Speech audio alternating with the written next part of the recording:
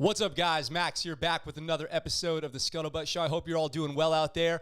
The chat's going crazy right now. We got a super chat from Andrew. Thank you very much for that. You guys are rock stars out there in the chat. It is awesome to see you. It's Wednesday. Wait, it's Tuesday? It's Wednesday? It's Wednesday out here in Okinawa. We're having a great day. It's a beautiful day out here. I hope you're all doing well also. And we have a great show today. In fact, we have something today on today's show that is so crazy, so awesome, so helpful. If you don't already know it, it is literally going to change your life if you've ever served in the military. So get ready for that. That's a big one, okay? So stand by for that. Now, about yesterday, let me hit up my about yesterday really quick for you guys. Brandon is the man. I hope you guys all had a chance to check out yesterday's episode. Brandon is the best. He is an awesome musician. He's an awesome dude, awesome Marine, and it is just a pleasure to always sit and chat with him and bring that content out for you guys. So I hope that you liked it. I hope you had a chance to check him out. If you haven't, I just want to shout out a reminder that that's Brandon Mills Music and Brandon Mills Vivo on social media. You can go stream all the songs, stream it on iTunes, Brandon Mills, all that stuff. And you're supporting a Marine, recon, served in Iraq and Afghanistan. He's just an all-around awesome guy. It's nice to see everybody out there in the chat. What's up to all y'all out there? Chris, sorry you're getting just savagely destroyed in the chat right now. But hey, we got your back here. You know, you're good to go, dude. And Andrew, you got to let me know what's up, dude. You got to let me know what's up with that. And to everybody else, hello out there. We have a crazy show for you today. Now, full disclosure, I have been running around like crazy this morning. I mentioned on Monday, I've got this giant, the biggest project I've ever worked on that's happening right now. We have something going on with that tomorrow, so I'll let you know if tomorrow's show is going to be affected by that. And today I was running around doing stuff nonstop, all about this giant project. I cannot wait to bring it to you guys, but it's a few months down. It's a long-term. This is like a long-term project, but it's so awesome. And Justin, what's up? Thank you for dropping that comment. Episode 2 of Talk Talks. My skits are coming out tomorrow. They're out on the Patreon right now. So if you're on the Patreon at any tier, you get early access to all the videos that come out like that, plus behind the scenes and everything else, plus discounts on the store at all times. All the new merch dropped yesterday at ScuttleButtShow.com. So Talks 2 comes out tomorrow, so stay tuned for that. We'll be dropping that early morning my time tomorrow. Now, we've got a jam-packed show. There's so many stories, but here's the deal. Because I was running around like crazy this morning, a lot of these stories, the best I've done is a cursory glance. So the cursory glance that I've taken at these stories said they're show-worthy. These stories are show-worthy today. So let's get right into the first story of today and see what is going on with this Marine who donated a kidney to a stranger after seeing Facebook post. Would you ever, like, under what circumstances would you donate a kidney to a stranger? Let me know in the comments. But here we go. Jennifer Landry has always donated blood. By the way, donating blood shouldn't hurt you at all and could save a lot of lives. So I encourage you to donate blood. Jennifer Landry has always donated blood and always wanted to donate bone marrow, but before she had the chance, she saw a Facebook post from one of her friends. O-positive kidney donor needed, the post said. Landry, who has type O positive blood, decided she might as well see if she was a match. 10 days later, I was a match. I didn't even know who I was donating to at that point. That is insane. She sees this and she just goes, let me just see if I could do it. Landry has always been someone to help others. She's 37 years old, about the same age as me. Staff sergeant in the Marine Corps. She planned to join the Navy and made her way to join just prior to the attacks on September 11th, 2001. The day I went to the recruitment office, I thought, nope, I'm gonna go to the Marines. She said it was kind of weird. I don't know what it was, but I just had to change of heart. I get that. I went to join the Marines. I was going to join the Marines, and I ended up joining the Navy. Now she's stationed at Grissom Air Base in Indiana. She'll retire after 20 years in the Marine Corps this year. She's ready to move on to something new and plans to take a little time off before starting to work towards the bachelor's degree in human resources. When she decided to answer her friend's post on Facebook in May 2018, she had no idea her organ would be going to a fellow service member. What? How crazy is that? She was donating to her friend's boyfriend, retired Gunnery Sergeant Charles Dane. The surgery was March 31st, 2020, so that's almost a year ago at Walter Reed. The process took a while to wait for Dane to be healthy enough for surgery and was delayed further due to COVID. The pair didn't even meet face-to-face until the original date of the surgery in January, but that didn't keep them from connecting when they met. We often kid around. She said, I call him a diva. You've got a diva kidney now, but there's something different among military. You don't have to explain yourself. While people can live normal lives with only one kidney, the surgery is major. Yeah, but then you lose your backup kidney. You've got two kidneys. One is a backup. You need that redundancy. In 2018, 6,400 people received a living donor kidney. Wow, that's awesome.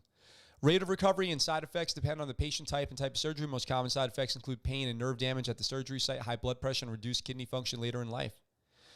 She's going to be, wow, a laparoscopic surgery to remove her kidney. That means they went in there with those tentacles that go in there and they like poke around and cut, and they probably pulled that kidney out of a really small hole because, you know, how flexible skin is.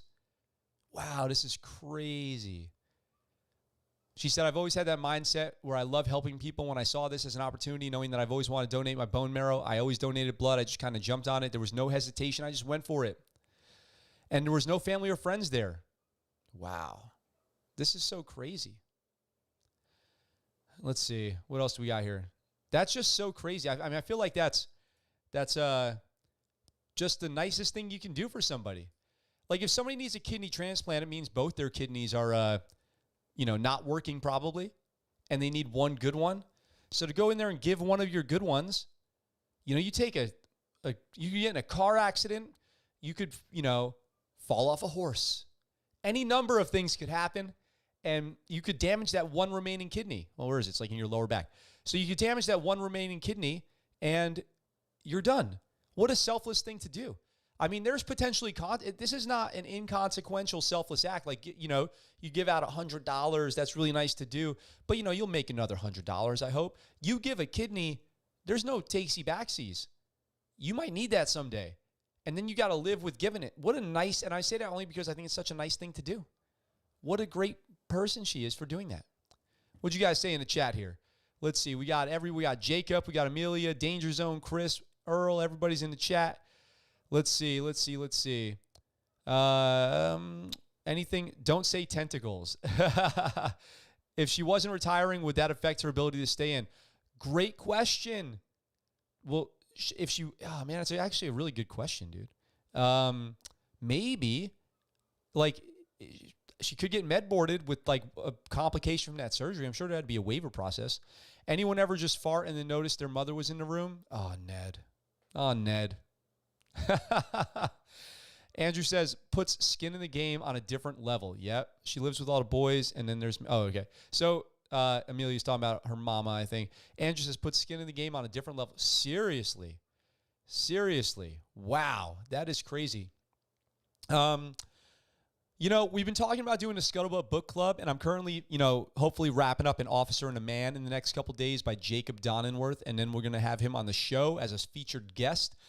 He sent me out the book. He signed the front of it. It was really nice. And you guys saw I did the unboxing of that. So that'll probably be the first ScuttleButt Book Club book. But there's another book coming out. And this came across my inbox today in my email. And I thought I would bring it to your guys' attention. It's called 2034. And it's written by an admiral and a Marine, combat veteran. And it imagines the next World War. In military time, a dozen years is not a large leap into the future. Most active American ships and aircraft were already deploying 13 years ago and will still be in service many years hence. Some aircraft are in service for like 50 or 60 years. We use some aircraft for like 50 or 60 years. We've got this.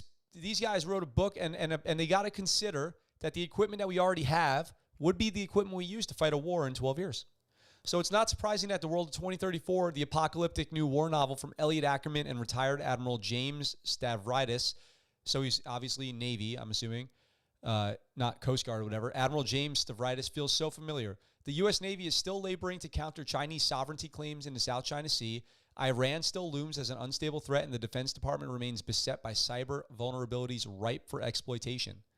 But the great power competition over which military leaders have debated and strategized for decades ignites into global war by means of a truly unexpected catalyst. What is the catalyst? I have to know. Few may be more qualified to speculate through fiction on the next world war more than this powerful duo of authors. Stavridis was the first U.S. admiral to serve as NATO's Supreme Allied Commander. What a weird title. Supreme Allied Commander. And became Dean of the Fletcher School of Law and Diplomacy at Tufts University following his distinguished 37-year Navy career. His previous books include Sea Power, the history and geopolitics of the world's oceans. And Ackerman is a former Marine Corps Special Operations Officer, I'm assuming they mean Raiders, who was decorated for combat in Iraq and Afghanistan, has in the last 6 years emerged as one of the generation's most important writers on war and conflict. Interesting. With 4 previous novels, a memoir, and a thick portfolio of columns and journalistic reports on topics ranging from the military draft to the former prisoner of war, Bo Bergdahl. I know we got a lot of hate for Bo Bergdahl in our hearts, something we just have to live with now. 2034, a novel of the next world war, represents venture into the new genre for both authors, but they prove they are up to the task with vivid, lively scene setting, deeply human and carefully developed characters, and soul-twisting moments that drive home the desolate realities of war. So there's a little Q&A here. Here's my question to you guys. Would you want me to check this book out and let you guys know how it is?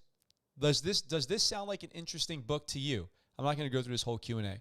But does 2034 sound like an interesting book to you in the audience? And would you want me to go grab a copy of it, check it out, and maybe report back to you on my thoughts on it? If so, let me know, and I'll go see if it's available. I'll go see if it's on Amazon or Kindle or Audible or something like that, and I'll put it in the queue, because right now the book has some Q in it. You guys are all about farts right now, which is so crazy. Let's see. America's Victories is great. Goes over why America wins wars and how we have a different mentality. Okay, America's Victories. I'll check that out. Let's see. I gotta skip this fart joke. Eisenhower was the supreme commander. Yeah, I'm watching. Right now I'm watching World War II in color on Netflix, and it is a really interesting look at World War II. And if you guys haven't seen World War II in color and you happen to already have Netflix, I recommend it. It's pretty good. Let's see. I'll probably check out 2034. I got to see what the catalyst is. I have to know what the surprising catalyst that ignites World War III is. What do you guys think it is? Let me know in the comments what you think would be the catalyst to launching the world into war, the likes of World War II and World War I. I'm curious. Is it meth? Is Andrew saying it's meth? That would do it. Well, the Nazis were on meth. That's something that, I feel like people know that, but it's not really talked about much. The Nazis were on meth. Hitler was on meth. The whole Nazi regime was on, they were popping pills that were basically meth as they rolled through Europe on the Blitzkrieg. So it's an interesting thing that they do. Let's see about this. I've got this article here. I'm going to breeze through some of these articles because there's so many, and I really want to get to the last thing here, which I said is going to change your lives. Let's see. Wounded troops should get more fertility benefits through the VA, lawmakers say. More fertility. Maybe you're like me and you chose not to have a kid with a stranger when you were 18, and now you're kicking yourself because you're in your mid-30s.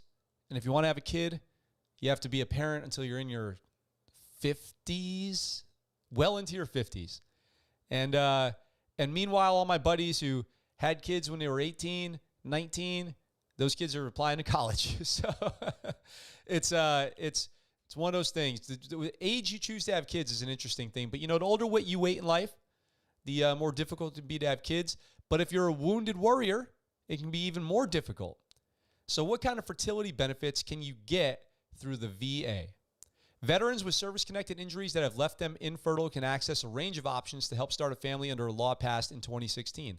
So if you've been left infertile. But between 2016 and 2019, just 567 veterans used the benefit, mainly because the rules are so restrictive that few qualify. It would have to be a pretty severe injury. During a House hearing Tuesday, members of an appropriations subcommittee that oversees funding for the VA called for changes to the law that governs this benefit, saying the legislation is bafflingly outdated. Now, the question I have right away is, when it says unable to have kids, does it mean like you're not producing eggs or sperm anymore? Because otherwise you're not unable to reproduce. They could always extract some DNA from you, some samples, and make it happen with some like in vitro type stuff. But to be rendered totally unable, you would have to either like have some kind of catastrophic injury to your midsection or some other type of like accident or something like that that's, crippled your reproductive system. The regulations that govern the VA's fertility services are based on a 2012 DOD fertility benefit for active duty service members. The VA rules allow for infertility counseling, lab and sperm testing, genetic counseling, medication surgery, donor sperm for intrauterine insemination, oh geez, and up to 3 cycles of in vitro fertilization treatment. But the VA doesn't cover third-party donations of eggs or sperm for in vitro. So that is for, if you're trying to get a donor to help you because you are not producing one or the other. This would mean you would not be covered for unproven conditions such as TBI, PTSD, or depression, or environmental exposures like to radiation, maybe from working around a lot of radios and radars and things emitting RF. I can't wrap my mind around the number of obstacles that are added by the VA when the heartbreak you go through as a person who wants and dreams of being a parent has your body throwing obstacles in your way, and then your government does the same. Totally. Debbie Wasserman from Florida. Debbie Wasserman Schultz. I know this personally from my own family's experience. Infertility is anything but easy. This is deeply personal and expensive. This can be especially true for wounded warriors. According to the VA, roughly 16% of women and 14% of men who served in Iraq and Afghanistan struggle with infertility. That's a pretty high rate. 16% of men and 16% of women and 14% of men who served in Iraq or Afghanistan. They don't clarify this with any other qualifier. So they're just saying served in Iraq and Afghanistan struggle with infertility compared to 12 and 9 in the general population. So that's significant. Advocates say more should be done. I mean, you've walked around and had radars pointed at you, had, hazmat everywhere. You always wonder how that kind of stuff works out. Let's see. For example, here, Army veteran Jake Lyarla was left paralyzed at age 19 by an IED blast in Afghanistan. While we are pleased that the appropriated services remain temporarily available for catastrophically disabled veterans, there is more to do. Let's allow VA to offer the best and current care for our veterans wishing to build their families, said Barbara Kalura of Resolve, the National Infertility Association. We must ensure that care for our veterans fits their unique needs. And the article goes on to say a bunch more stuff, but I am glad to see that the military is catching up on some healthcare stuff. They're always behind. The VA is always behind on healthcare stuff. It sounds like they're behind on reproductive care, that's for sure, and women's healthcare and all this stuff. So I'm curious to see what's in store for reproductive healthcare. Hey, I'm a veteran. Maybe I'll need some reproductive healthcare as I go in and try to have babies with my wife someday and go in there and get myself checked out, make sure I'm, fully functioning. All right, let's see what's going on in the chat here. Let's see. We got World War III. I thought it was World War I in color and World War II in HD. There's World War II in color on Netflix. I'm watching it right now. You can go check it out. I've been reading Make Your Bed by Admiral William McRaven. Nice. That's a great book. Admiral McRaven is widely revered in the Navy SEAL community as one of the greatest SEALs and leaders that the community's ever had. Let's see. Andrew says the French versus meth is a better summary of the Blitzkrieg. Yeah, exactly. It's the French versus meth. Justin says zombies equal to catalyst. That would be actually, I'm down with that. Taiwan, Iran, talking about the one China policy. Let's see. Miss Coriel, what's going on in here? Welcome to the chat. Let's see. Jordan says, hell yes, it's rants about halfway through right now. Let's see. Because World War III is probably going to be some sort of economic aggression that spills over into actual combat. It's an interesting take on it. There's definitely some of that, especially as China. I saw this very interesting special. I can't remember where I saw it on YouTube, and it was like a news publication published this 25-minute video on how China is reaching the end of their growth period because they didn't produce enough people because of the one child policy and people in China deciding not to reproduce, that even though there are a lot of people in China, there's a weird age gap where people are right now reaching the end of their useful years and there's nobody to take their place. So China's military is going to be left in a gap without its most useful, able-bodied people able to continue this growth of manufacturing and support of military. So it's a really interesting article. I don't want to try to over summarize it too much because I would just recommend you check it out, and I'll try to find a link to it. But it made a lot of really good points about China's population problems, and I thought it was really fascinating. Let's see. We got Kilo says Russia and especially China have been making massive upgrades to the military. Yeah, especially China.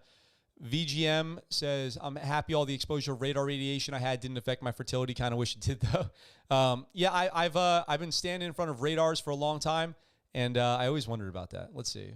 I just lost my place in the chat. Andrew says, typically only affects men, or at least has been studies affecting men more. One shows radar-exposed men have a disproportionately higher rate of girls versus boys. Okay, see what you're saying there. Well, women all will lose fertility once they become a certain age, so in general or at a specific age. Yeah, but that's that age varies greatly. Women can have, children well into their 40s, healthy, with medical guidance, and that's us becoming more and more able to happen now. And so any type of military exposure certainly doesn't help, though.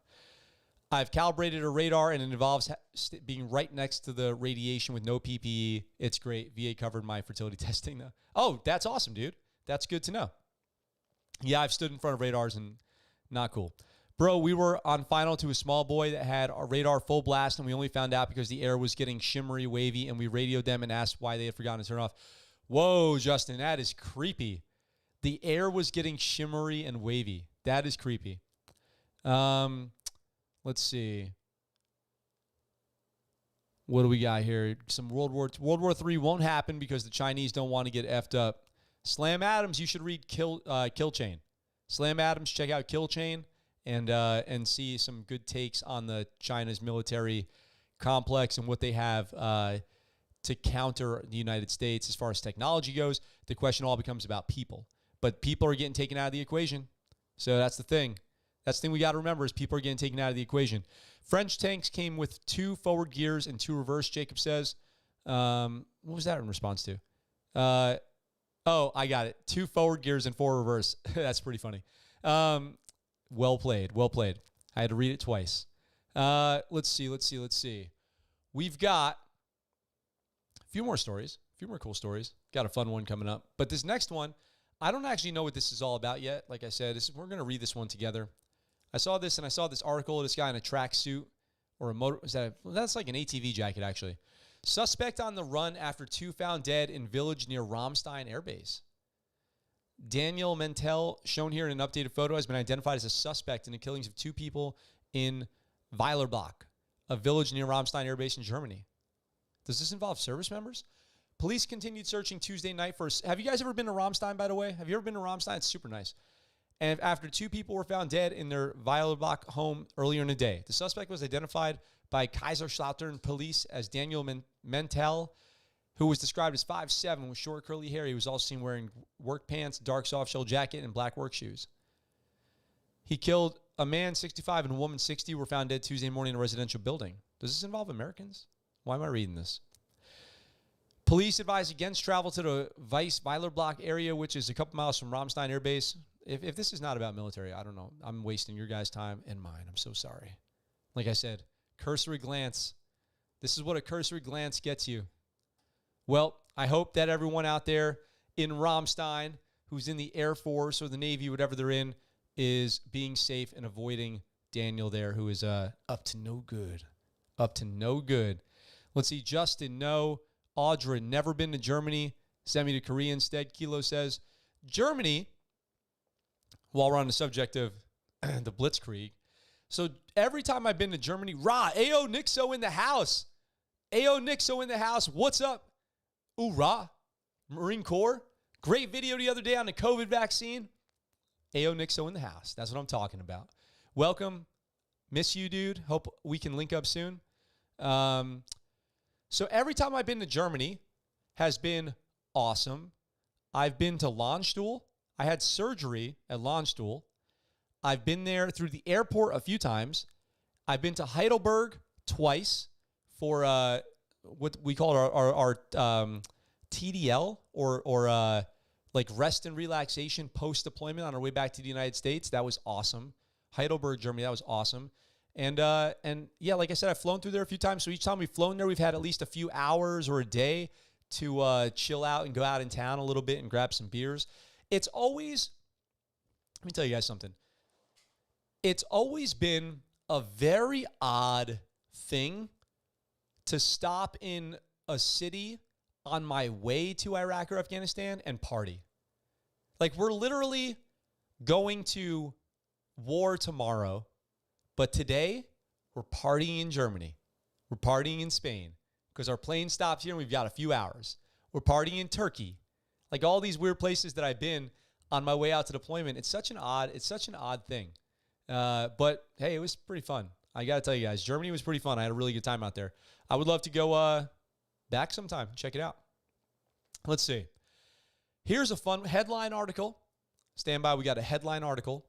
The Marine Corps, kill, accidentally mailed urinalysis samples to a private citizen, and here they are on the kitchen counter with biohazard stickers on them.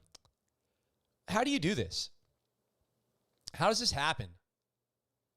And what do you imagine? You're a person, you're out there chilling, you're doing your thing, and you open the mail, and it's 200 little cups of pee. What? How does this happen? Let's see what the Marine Corps Times says about this. The Marine Corps is conducting a command. A.O. Nixon's like, hang on, that was one dumb unit. I don't know, man. Or is this the first time they got caught? Has the Marine Corps been pranking private citizens for the last 200 years by sending them pee? Like when Billy Madison left poop on the porch? The Marine Corps is conducting a command investigation at 5th Battalion, 11th Marines to learn how 4 packages of drug test urine samples in a single box were mailed to a private resident in Arizona rather than the Navy testing center in Illinois, probably in Great Lakes. Arizona. That's that Arizona iced tea right there. Marine Corps Times discovered the erroneous mailing through a post. What the hell? Discovered the erroneous mailing through a post on the recipient on Twitter. Tweets included images of a mailed box open with biohazard stickers and the address labels for 11th Marine Regiment at Pendleton.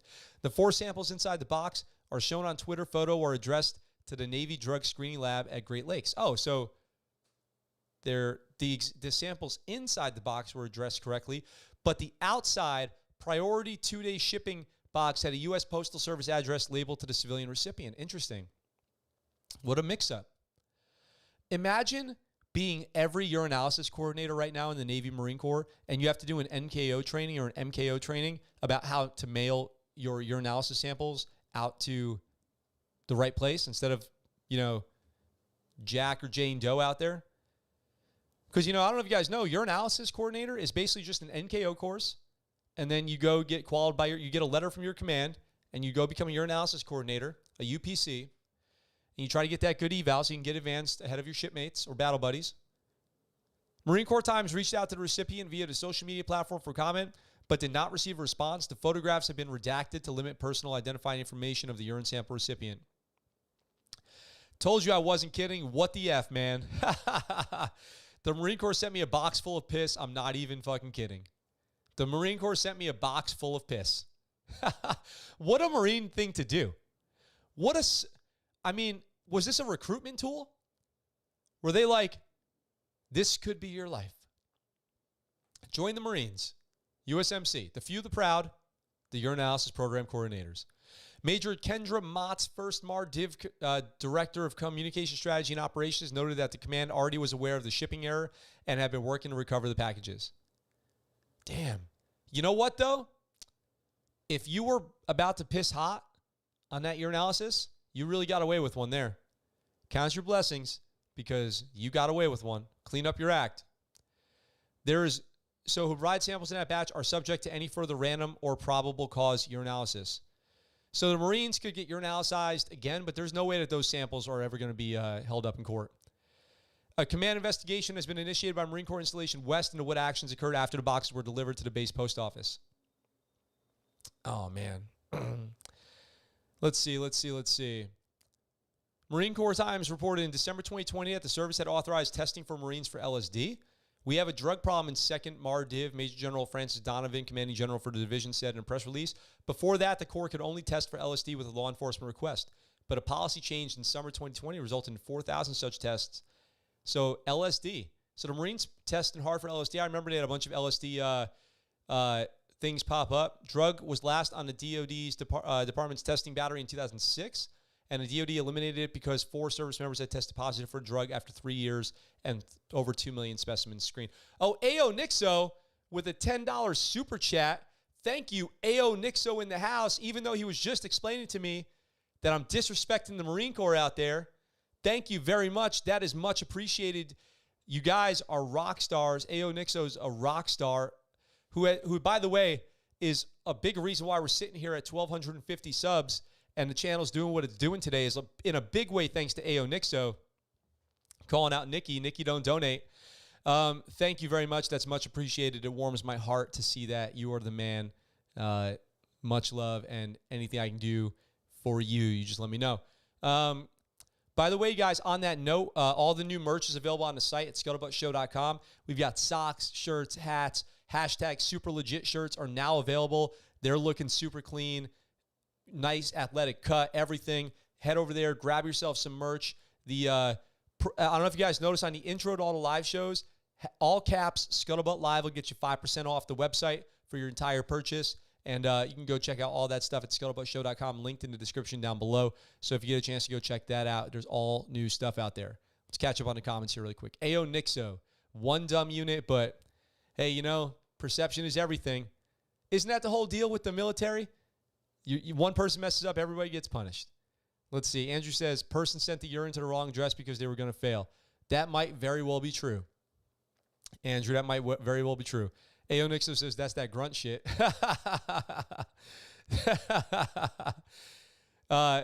Yeah, told you they're retarded. Yep. So, damn, dude, the Marine Corps out there is getting into some crazy stuff all the time. Let's see. Oorah. A lot of oorah. What in the actual F? Jacob says it was probably the Seiko's ex. Oh, that would be pretty funny, actually. Danger Zone. How could you look at that address and not tell that something is wrong? Operation Golden Flow Commando. Let's go. Nice one, Audra. Same people handling votes, handling the urine. That's pretty funny. Let's see. Golden Flow. Oh, yeah, we got it. The Whiz Quiz has been failed. Nikki spends all his money on skateboards. Nikki spends all his money on Heelys, and he hasn't even given us the Heelys video yet. Go over to Nikki's channel, demand the Heelys video. Tell him Scuttlebutt sent you to demand the Heelys video ASAP. Bro, that goes through your system quick. Where are these dudes doing microdosing before training ops? Is LSD out of your system? Do you have to basically be on LSD to test positive for it? What if you're doing a lot? Does it stay in your system longer? Let's see. Fell in late. You still on the rock? I missed. You're probably talking to somebody else, I assume. Slam Adams. Let's see. The merch is super legit. Yep. Get yourself some merch over there. The socks. I don't know if you guys know with the rooster and the pig socks, but sailors, we get the rooster and pig tattooed on their feet as good luck to prevent them drowning at sea. It was old classic Navy lore out there. We've got, I want to get through these next 2 articles so I can get to the one I promised you at the start of the show. That's going to change your life. If you've, yes, A.O. Nixo, let me know. I can meet up this week. I can meet up on Friday, and I can meet up on probably tomorrow, but hit me up. I have to talk to you about that. So I can probably meet up tomorrow also. There's a good chance in the afternoon. So there's 2 more stories before we get to the big one today, which you guys are going to want to definitely see. And let me blow through these real quick. We don't got to belabor these because they're just kind of fun stuff. I actually don't even know what this one is. Meet the master helmsman, the Navy ship drivers that are barely out of high school. So I saw this. It's like these junior sailors that they highlighted for being helmsmen. So let's see what this is all about. Sonar technician first class Allison Coughlin still remembers the first time she manned the helm of a $4.5 billion aircraft carrier to Theodore Roosevelt in 2017. She was only 18 years old when it was time for her to take the wheel of the 117,000-ton aircraft carrier while it was conducting a replenishment at sea, an UNREP. A dangerous maneuver where 2 ships slide up next to each other for resupply. If you've ever been part of a Navy UNREP, underway replenishment, those are intense operations. Justin, do you remember when that helicopter almost crashed in between our 2 ships doing UNREP on the bridge? I still remember that. Oh, that was crazy. I was nervous when my instructor finally let me off the helm because I felt like he was always there before. So people will go up there, they'll get on the helm, the actual wheel of the ship, which is just translates into computer talk, and the ship's now, a lot of ways navigated by computers. But somebody up there, an actual like E3, actually takes the helm, takes the wheel, and steers the ship. And it's usually a very junior sailor. Despite the immense responsibility of steering a massive warship, the post of master helmsman is one that any sailor, whether they're on their first tour or have decades of salt, can take on if they prove themselves worthy. You're on watch. You go up there, you stand there on the bridge with the captain, and you're on watch. They don't look at rank or whether you're a woman or a man. They don't look at age, Coughlin said. I mean, I got qualified at 18, and a couple of the other master helmsmen are currently 18 and 19. When they see that you are capable, no matter who you are, they trust you, and that's an awesome feeling. Becoming a master helmsman is no joke. It takes hundreds of hours of hands-on training, both in the classroom and behind the wheel. Let's see. While deck seamen and quartermasters man the wheel as helmsmen, master helmsmen like Coughlin take over when the steering gets tricky. In other words, they're like your mom when you need to parallel park the family minivan. Not even going to touch that one. Not even going to touch that one. Anytime the navigation team thinks it's going to be difficult, sea state will come up when the ship is most likely to crash. That's when we're driving to keep the boat safe. Let's see. Yeah, I mean, it's cool. That's a cool enough article. Nothing life-changing there. I just saw another, got again by the cursory glance. And the next one I just want to tell you guys, it's like more of a sea story, to be totally honest. Let's see. Justin says, heck yeah, I remember I was flying and we were right there above it, next to it. That was insane. Let's see. Andrew says, I have about 100 hours of helm time on a merchant ship. That's awesome, dude. Those merchant ships, me and Justin were on one of those. It's hard for those other 60s to keep up with the Sierra. Haha, nice. Yeah, what were those, like Romeos or something that day? Let's see. I got this story over here. I'm just going to tell you guys about it really quick because I want to share a little sea story. How the military knows no bounds. Royal Marines, beer with lunch. These are the foreign militaries that the U.S. loves to train with. So this article is from Task and Purpose talking about when you do international training with other military teams from around the world. Let's see. It says, the British Royal Marines were hysterical and almost drank us under the table. One person said on Facebook in response to Task and Purpose asking for reader. Oh, by the way, we did a poll on Facebook yesterday. And by far, you guys nominated the Space Force as the laziest military branch. And Austin made a really good point that the Space Force is currently the only branch of the military that doesn't have a Socom unit, and that makes them the laziest. And I actually think that was a really good point. That was a really good observation. So question to you guys, what is the Space Force's Socom team going to be called? We've got the SEALs, the PJs, the CCTs, the Raiders, and the Green Berets. What will the Space Force be? The Royal Marines Short Ken Party, Royal Marines, beer with lunch, Royal Marines are nut jobs. So the Royal Marines are, I guess here, known as just the wildest partiers out there. And I'll tell you guys a quick story. The Australians are fun to be around. That's true. Let's see. Let me just tell you guys this story, my story of the Royal Military and not working with them, but partying with them. So I was in Vegas. I love Vegas. I was in Vegas, and we had just partied all night long. It's 5 a.m. People are starting to go to bed. Not me. As my friends went to bed, I was like, let me just head down, maybe shoot some craps, grab a drink, see what's going on, see what the morning crew's all about. I was too amped. Just didn't want to call it a night yet. I get down there. As soon as the elevator in the hotel opens in New York, I hear, your sex is on fire. People just screaming out this song. Don't mind my horrible singing example. People belting out this song, and I go to that sound. I just walk to that sound. And if you've ever been to New York, in the hotel lobby right in the center, there's this big circular bar, and there's these dudes standing on the tables singing Kings of Leon. And I'm like, who are you guys? And they're like, hey, mate. And I'm like, hello. Like, we start talking. They're Royal Army guys. Royal Army. And they're like, you can party with us. And I'm not even going to try to do the accent. I can't do accents. It's so annoying. They're like, you can party with us. And I'm like, yes, I will party with you. So we're in there partying, 6, 7 in the morning. One of their dudes gets up on a table, starts singing. He falls off the table, falls backwards onto the ground, passes out on the floor. I was a little concerned for him, but all his battle buddies seemed to not be too worried about it. So they got a wheelchair from the concierge. They put this dude in the wheelchair, and we all headed out to the strip to go find somewhere to eat breakfast. They left this dude just on the corner of the street outside of New York, and they were like, come on, bloke, we're going to go get some breakfast. And we wandered down the strip from New York, all the way on the south end of the strip, all the way to the north end of the strip, only to find nowhere to eat. walk all the way back down to the south end of the strip, past New York, just a couple miles of walking, by the way, with these dudes who I don't even know. And we went and had breakfast at Hooters. We had some champagne and some omelets. And let me tell you, that morning crew at that Hooters Vegas is unsympathetic. Let me just put it that way. Unsympathetic to our needs as total drunken psychopaths. And I met these dudes and I was like, we're going to be friends for the rest of our lives. We're going to meet up tonight when we all wake up and we're going to go rage. And I never saw those guys again. But I will say, I can attest that the Royal Military parties. The Royal Military does, in fact, party. I can confirm. I've experienced this firsthand in Vegas. They were out there at Nellis doing some training or something, and it was a blast. Let's see. What are you guys doing over here in the chat? Let's see. What about Space Force over here? Would have been Fox or Hotel. Could have been Bravo. Got it. For that Hilo. Let's see. What do we got for Space Force? Space Rangers, Jacob says. That's pretty good. Space Cowboys, that's pretty good.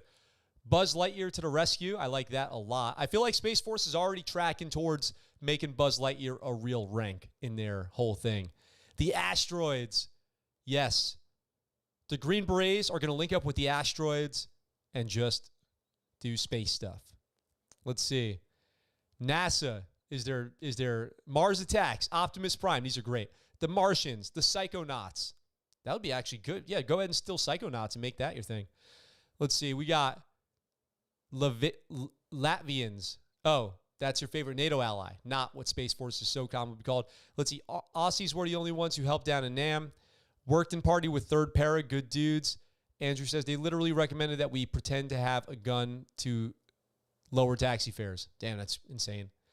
Yep, Hooters. I drank and played darts with Royal Navy guys in Portsmouth, UK. Their accents are much harder than listening to the Royals. You almost need subtitles when they talk. Larry, yes.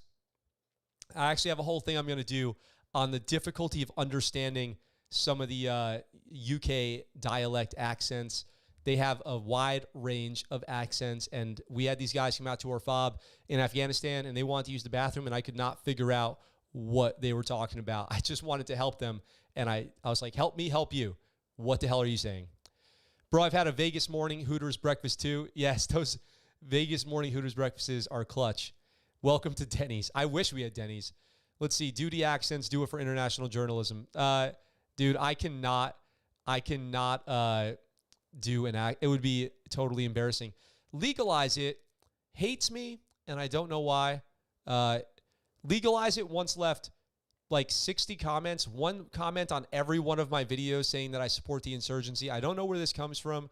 Legalize It, whoever you are. I don't understand your hate for me or why you would waste so much of your time coming to my channel to leave negative comments.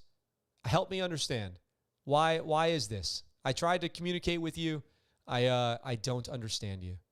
I still want to know what's going on with the 4-tier E6 scale the Chief Master Sergeant of the Space Force talked about. Yes, Austin, that's a good point. What is the deal with that? Like, instead of warrant officers, they're going to have like a sliding scale of like middle enlisted people. Let's see. Third was from Liverpool. Nice. Kings of Leon. Yes, sir. So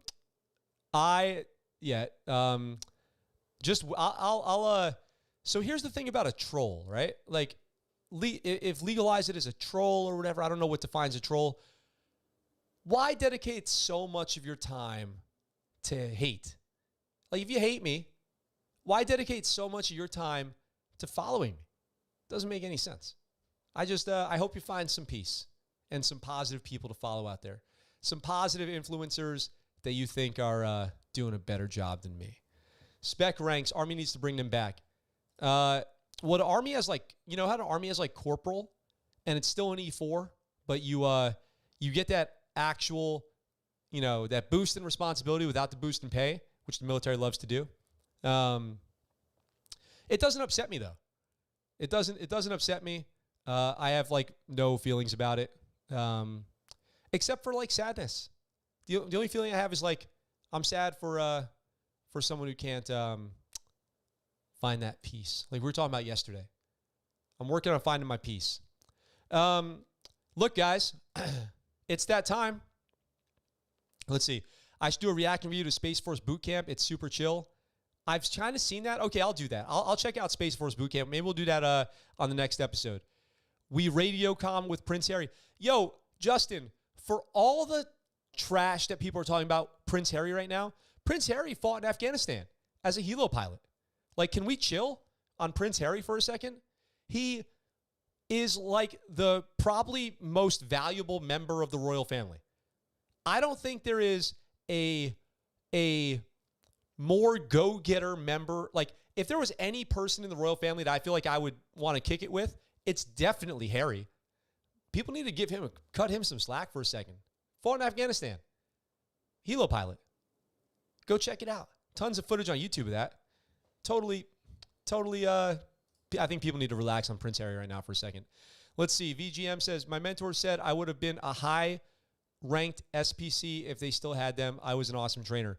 A high-ranking SPC. Yeah, that's just so we're on the same page. SPC 4, 5, 6, 7, 8 were pay grades were pay grades, none of the NCO staff. All the pay grades, none of the NCO stuff. Did you get extra pay as a spec 4, 5, 6, 7, 8? Harry is a real man. Corporal is NCO. No need for it in some years. Yeah, but you get that corporal stuff, but you don't get the pay. So that's the downside of it. If you become a corporal in the Army, you don't get the money. So did you see Jameson Travel's video on the Air Force either considering or already in the process of outsourcing pilots? I saw Jameson Travels posted something like that, but I haven't watched it yet. I am against the privatization of the military because what would incentivize conflict more than making it worth every little bit of money? So I don't think we should privatize the military. It doesn't make any sense. Wasn't Harry held back from flying combat missions because of the bad publicity? I'm pretty sure he flew in some combat missions. You can find footage of it on YouTube. Let's see. Yes, you would be mostly TRADOC, though. Oh, so is that like training command? The specialist ranks had extra pay. Oh, extra pay.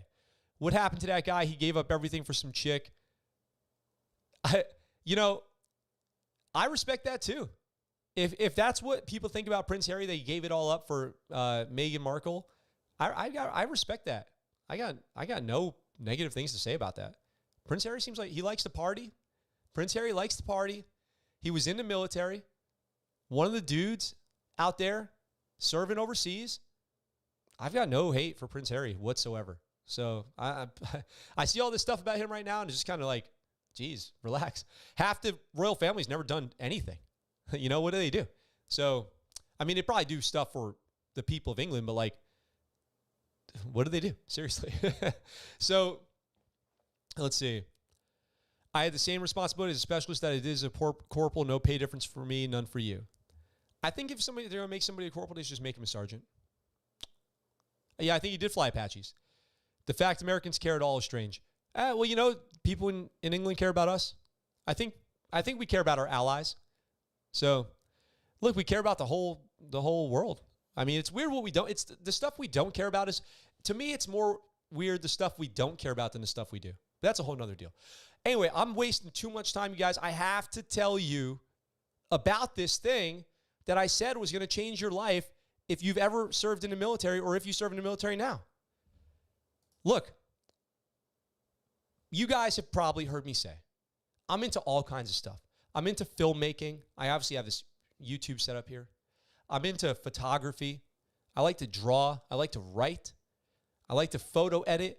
I do special effects on a computer. I do all my own graphics on the channel here. I do everything. And then people are like, how do you just do everything? I'm like, well, I taught myself. But, you know, even though I put my own time in and I never went to school, is it fair to say I taught myself? Or would it be more fair to say I used this free military asset that taught me almost everything that I know about everything that I know? And you can do it too. I'm going to show you how right now. So we're going to pop over to socialimpact.linkedin.com, linked in the description down below. You click that link with your ID.me, which you have if you were in the military. You log in and you get 1 year free premium LinkedIn. By the way, We need to do a whole episode on LinkedIn and how important it is. If you don't have LinkedIn, what are you even doing? You need to be on LinkedIn, and you need to be posting on LinkedIn regularly. You need to be networking on LinkedIn. I'm telling you, it's the real deal. So this free 1-year premium LinkedIn account opens everything that LinkedIn has to offer. And you don't only get it once. I think I'm on my 4th of these. My 4th year of premium LinkedIn. I hope I didn't just ruin it for everybody. And LinkedIn's like, whoa, the ScuttleButt Show just blew the whistle on this whole thing. Now, look, you might be going, Max, how is having a LinkedIn account change my life? You clickbaited us. No. We are only just getting started. Because after you sign up for your premium LinkedIn, in addition to all the premium LinkedIn things that you get full access to a website formerly known as Lynda, Lynda, that is now LinkedIn Learning because LinkedIn bought them, where you can learn anything you want with full, like college level courses. You see those ads online for all these Skillshare, e-learning sites, masterclass, forget it. Throw it all out the window. Get your free premium LinkedIn and start learning all of this stuff that you're seeing on your screen right now. If you're listening on the podcast, the headlines are AEC, so like architecture, graphic design, product and manufacturing, visualization and real-time web design, user experience, UX, motion graphics and VFX, animation, illustration, audio and music, photography, video. In the technology section, we've got cloud computing, DevOps, network and system admin, security, IT help desk, data science, database management, mobile development, software development, web development. In the business side, we've got business analysis and strategy, customer service, leadership and management, project management, training and education, sales, marketing, finance and accounting, business software, career development, human resources, professional development, small business and entrepreneur skills. And you might be going, well, I mean, that's a lot of stuff, but is it any good? Pop over here. The Photoshop 2021 Essential Training, the basics. This course, with over 1,000 thumbs up and 12,000 favorites, is done by Julianne Coast, Principal Evangelist at Adobe Systems. This course was released only a few months ago. You get the full course here, which you can see me scrolling through the menu on the side of your screen here. It's hours long, hours of training. This is just one of the Photoshop courses. And then it comes with a series of exercise files and certificates. So when you're done, you have the certificates. And it has a transcript and the whole deal. And you can find out all the info about this course and take this course. And then look at the recommended related courses. Photoshop, step-by-step. Simple photo edits on your phone. Photoshop 2021, new features. Photoshop 2021, one-on-one fundamentals. Photoshop 2021, essential training, photography. It's all here. And you can browse this, and then you can go complete this course. And there's 1,600 people doing the course as we speak. Well, who are actively enrolled in the course, I should say. So people are doing this course. You can go in here. Let's see. What would be another one that you guys might want to learn? I'm all about the creative stuff. So what about sound design? Go into sound design. Look at all these courses. You got sound design for motion graphics, audio techniques for film, video, and multimedia, voiceovers for video, learning synth, learning Serum, modular synthesis. These are professional courses for anything you can imagine. If you want to get better at video editing, if you want to get better at audio engineering, if you want to learn some business skills, these courses, everything that I know about creative stuff, Adobe Illustrator, the Adobe world, the whole Adobe suite, video editing, everything came from Lynda, which is now LinkedIn Learning. And I'm about to start some new courses too because I'm ready. I'm prepped up for some new courses. If you guys are not using this, if you're not leveraging this, you are missing out on a priceless tool. And you know what I always say? By taking these courses, even if you don't know exactly why you're doing it, but if you browse here and you go, that looks interesting to me, and you take the course, you know what you're doing? You're preparing for opportunity. This is the preparation for opportunity. You know how I always say luck is a combination of opportunity and preparation? This is the preparation. And one day you're going to meet somebody who's going to get, or something's going to happen that's going to give you the opportunity. And then you're going to be like, that was lucky. That was lucky that this just happened. But it wasn't luck. It was a combination of opportunity and preparation. So go on here, get your LinkedIn account, use your ID Me login. This is if you have to have served in the military for this to be for you. If you haven't served, you haven't joined yet, this is not for you. But if you've served in the military, you should be able to just no problem go on here and log in or contact LinkedIn and get this. And then you have full LinkedIn Premium, which has its own benefits. But forget all that. You get LinkedIn Learning. LinkedIn Learning for vets. And it is crazy good, crazy powerful. I'm talking forget Skillshare, forget Masterclass, all that stuff. What you need is LinkedIn Premium for free for 1 year for veterans, 1 year at a time, and get access to LinkedIn Learning. That is your path forward. I'm telling you right now. All right. Do you guys even appreciate that? The value in that? Do you even understand how important that is? Let's see. Let me try to find where the comments on this thing goes. Let's see. That's hashtag super legit. Hashtag super legit. Get your shirts right now at ScuttleButtShow.com. Big emphasis on anything. There is so much in there. It is out of control. You can learn so much. You can learn coding, everything. Dope is as dope does. Sheesh. But can it teach you to tango? Robert, I wouldn't even be surprised if there was dance classes on there. Let's see. You have a LinkedIn VGM, but you never really used it. You can just go get, you don't have to remember your ID Me. You can just go on there and use your social and then go get that. You should use it. You should use LinkedIn. Maybe I can finally learn how to use adjustment layers. Yes, Andrew, adjustment layers. Yes, there you go. Exactly. You can get in there and learn adjustment layers. And it's not like YouTube, where on YouTube, you have to know what you want to learn it, right? You have to know what you want to learn. You go on here and you do these actual professional courses, and they teach you things you didn't even know existed. You would never even know to ask the questions of the things you're going to learn in a course like that. I gain nothing from this. This is not sponsored or anything like that. I just want you guys to know about this because this is just too valuable of a tool. Slam Adams says, thanks, but I spend too much time playing rock and roll with my hands. There you go. Do it. I could see extra courses on my music writing.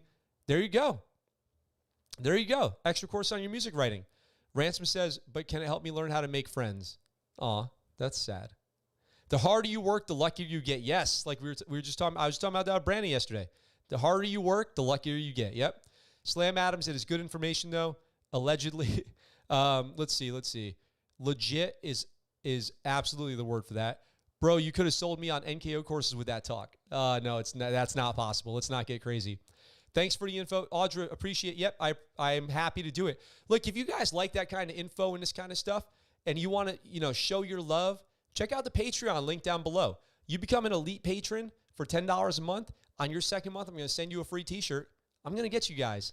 I'm going to get you to sign up for that elite patron. I'm going to send you a free t-shirt. You get 10% off the whole store and a bunch of other benefits, including early. If you go over to Patreon right now and sign up at any tier, you can watch Talk Talks episode 2 right now. You don't have to wait until tomorrow. You can watch it right now. So with that being said, and by the way, as always, merch, ScuttleButtShow.com. All the merch is available. So you guys are the best. Thank you for making today an awesome episode. Tomorrow, have something in the morning where I'm working on that super big top secret project, biggest project I've ever worked on. If there's anything going on with the show, if I have to postpone or something with the show tomorrow, I'll be posting that across all the social medias at the ScuttleButt Show and on Discord and on Patreon. So find me on Facebook, Instagram. On Twitter, it's Show Scuttlebutt, and I have something that automatically makes Twitter posts for me. I don't go on there too much, but you guys check me out there for updates on the show. But if you don't check and you don't see a notification that I'm going live tomorrow at 1800 Pacific, you know what happened. I'm caught up working on this project. So AO Nixo at the end here goes in and says the Navy is the fattiest. I don't disagree with you, dude. If you thought that was going to be like a trigger for me, I don't disagree. The top Patreon tier should be super legit. Oh, dude, that's a good point. That's good. The super legit tier. We can probably make something like that happen. Let's see. AO Nixo, the Navy's pretty fat, dude. I am not gonna. I have no rebuttal. I openly say it. Navy's pretty fat. I don't get it. I don't like it. I don't like it one bit. So, all right, guys. With that being said, you are my heroes out there, viewers of this channel. I love you guys. You're total rock stars to me. I love doing this show every day. And yesterday with Brandon was awesome. Oh, by the way, real quick announcement.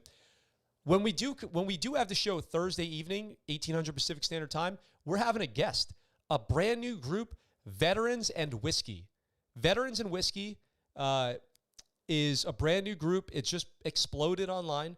It's a veteran whiskey enthusiast group, and the founders are going to be joining us on Thursday to talk all things whiskey and all things veterans and how those things go hand in hand. They hold hands and walk together down the beach, seeing the sunset. Slam Adams says, Navy, I don't know. Dude, have you seen some of them tents covering some of these soldiers out there lately? It's the Navy. Slam Adams, the Navy's got the biggest folks. Our shipmates out there, a lot of them need to lose some weight. It's true. Just for their own personal health and well-being. Anyway, I'm probably going to get canceled over that comment right there. But look, it's the military, though. Got to do it. Look, guys, I'm going to wrap it up here. I appreciate you guys being here today. This was a really fun episode. Hashtag me, tweet at me, Instagram me, whatever. Email me at thescuttlebutt@gmail.com. If you get on LinkedIn Learning and let me know what courses you're doing and how they helped you, I would love to hear that, okay? I would love to hear that. So you guys are the best. Awesome stream. Second time here. Really relaxed me from my day. I hope I'm not the only Army guy here. You're not. There's always some Army in the house. So we'll be back either tomorrow or Thursday, West Coast time. Hopefully tomorrow, definitely Thursday. With that being said, I look forward to talking to you guys very soon. I'm out for now. What you just said is one of the most insanely idiotic things I have ever heard. At no point in your rambling, incoherent response were you even close to anything that could be considered a rational thought. Everyone in this room is now dumber for having listened to it. I award you no points, and may God have mercy on your soul.